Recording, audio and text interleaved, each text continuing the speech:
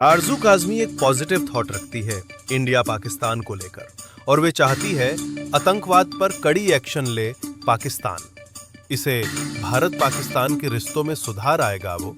मानती हैं कि संवाद के लिए सरकारें आगे आएं और जो गलतियां अतीत में हुई हैं उनका समाधान न्याय और सहयोग के जरिए हो। जैसे शहबाज शरीफ साहब की तकरीर तो आप लोगों ने सुनी ही है, कई लोग इसके ऊपर एतराज भी कर रहे हैं और कई लोग उस पर बात भी कर रहे हैं। शहबाज शरीफ साहब का जैसे कि कहना था कि जी हम जो है वो चाहते हैं कि पाकिस्तान जो है वो भारत से बातचीत करे, पाकिस्तान भारत से डायलॉग करे, लेकिन खैर उनकी तकरीर के बाद आए डॉक्टर जयशंकर जो कि फॉरेन मिनिस्टर हैं भारत के, और डॉक्टर जयशंकर ने अपनी तकरीर में कई तरह की बातों को उठाया और जिसमें कि नाम लिए बगैर, उन्होंने कोई खास पाकिस्तान का नाम तो नहीं लिया, लेकिन उन्होंने टेररिज्म की बात की। उन्होंने कहा कि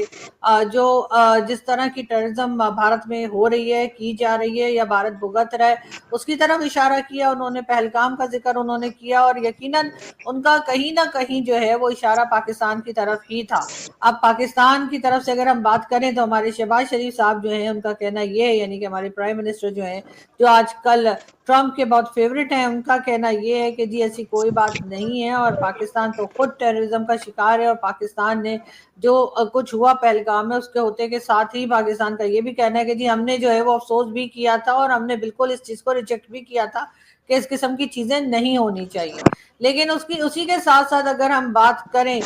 डॉक्टर जयशंकर की, तो डॉक्टर जयशंकर ने अपनी जो तकरीर की उसमें उन्होंने टेररिज्म का भी जिक्र किया और जो कि पाकिस्तान की तरफ से उनका एक इशारा था कि टेररिज्म भारत को भुगतनी पड़ रही है और इसी किस्म की चीजें जो उन्होंने एक बार हाईलाइट की हैं, यकीनन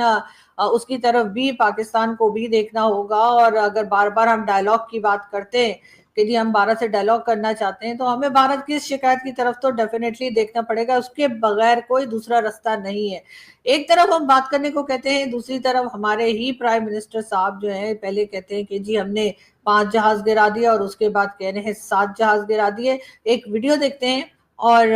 फिर इस बारे में बात करते हैं। हिंदुस्तान के जहाजों ने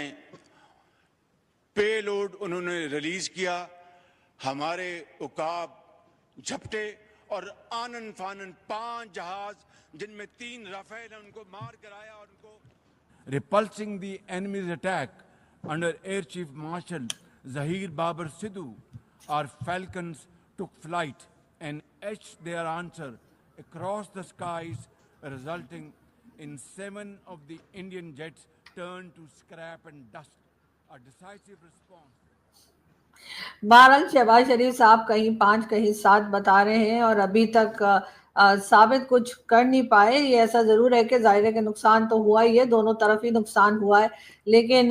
कभी कुछ फिगर बताना और कभी कुछ कहना, यकीनन ये चीज जो है ये पाकिस्तान के लिए कोई खास अच्छी साबित नहीं हो रही है। शहबाज शरीफ साहब ना सिर्फ ये कि यूएनजीए में जो उनकी तकरीर थी उसमें ज्यादातर टाइम वो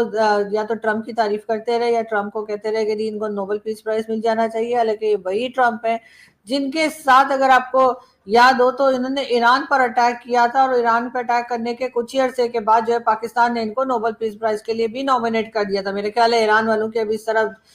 तवज्जो नहीं गई है और जैसे ही उन्होंने इस तरफ ध्यान दिया उसके साथ ही वो पाकिस्तान को कुछ ना कुछ जो है वो डेफिनेटली बातें सुनाने के मूड में आ जाएंगे। लेकिन बहरहाल यहाँ पर डॉक्टर जयशंकर की अगर मैं बात करूं तो उन्होंने भी जो है वो अपनी तकरीर में, वैसे तो खैर उन्होंने हर तरह की बात की वहां पर खड़े होकर यूएनजीए में, लेकिन टेररिज्म को लेकर भी उन्होंने लास्ट में अपने टेररिज्म पर भी बात की। और जाहिर है जहां टेररिज्म की बात होती है और हिंदुस्तान पाकिस्तान का नाम आता है तो यही होता है कि जी पाकिस्तान की तरफ इशारा किया जा रहा है। वैसे तो खैर उन्होंने नेबरिंग कंट्रीज का जिक्र किया या पड़ोसी मुल्कों का कहा तो वो तो कई है, लेकिन जब भी टेररिज्म की बात आती है या भारत में कोई गड़बड़ हो या किसी किस्म का अटैक हो तो इशारा पाकिस्तान की तरफ ही किया जाता है। पाकिस्तान को बहुत सीरियसली इन एलिगेशंस को लेना चाहिए, बहुत सीरियसली इनके ऊपर काम करना चाहिए। और ये जो हमने नॉन स्टेट एक्टर वाला जो एक हमने चूरन बेचना शुरू कर रखा है, इसे हमें रोकना होगा। एक तरफ तो हम कहते हैं कि जी हमारे अपने यहाँ टेररिज्म हो रही है और जी हम उनके ऊपर ऑपरेशन कर रहे हैं, ये कर रहे हैं, वो कर रहे हैं, लेकिन पाकिस्तान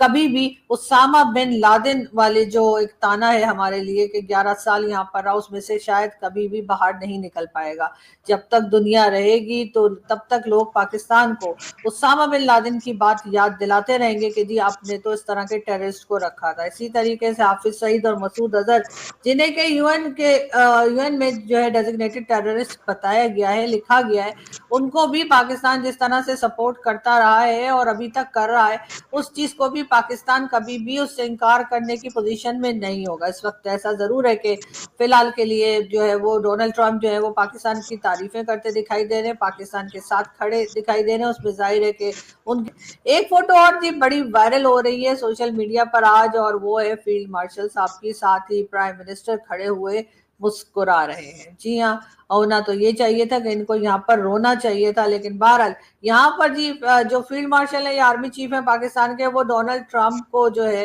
وہ ریئل منرلز جو ہیں اس کی سوشل میڈیا پر بات کر رہے ہیں اور کہہ رہے ہیں کہ جی فیلڈ مارشل صاحب جو ہیں انہوں نے یہ مارکیٹنگ کرنی کب سے شروع کی ہے. دوسری بات یہ وہی منرلز ہیں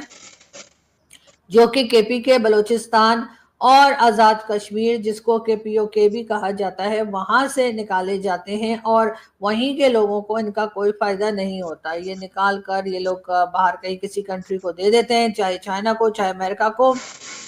یا کسی بھی دوسرے دیش کو، لیکن جن کی وہ زمین ہے. جبکہ اگر ہم بات کرتے ہیں اپنے کسی ساتھی یوٹیوبر سے یا کہہ لیجیے جو ہمارے ساتھ میڈیا میں آتے ہیں یا بات کرتے ہیں، تو وہ کہتے ہیں کہ یہ تو پاکستان کا ہے، پاکستان کسی کو بھی دے سکتا ہے. جی ہاں، بالکل پاکستان کا ہے، پاکستان کسی کو بھی دے سکتا ہے، لیکن کوئی مجھے بتائے گا دنیا میں کبھی آپ نے دیکھا ہے کہ کسی کنٹری کا جو آرمی چیف ہوں یا فیلڈ مارشل ہوں وہ اس طرح سے کسی دوسری کنٹری کے پریزیڈنٹ کے سامنے مارکیٹنگ کرتے دکھائی دی ہوں، سامان بیچتے دکھائی دی ہوں؟ اس کے بعد جب ہم لوگ یہ کہتے ہیں کہ جی ان لوگوں کا تو کام ہی ہے کہ صرف بزنس کرتے ہیں اور اپنا جو کام سیکیورٹی کا ہے وہ ان سے ہوتا نہیں. اگر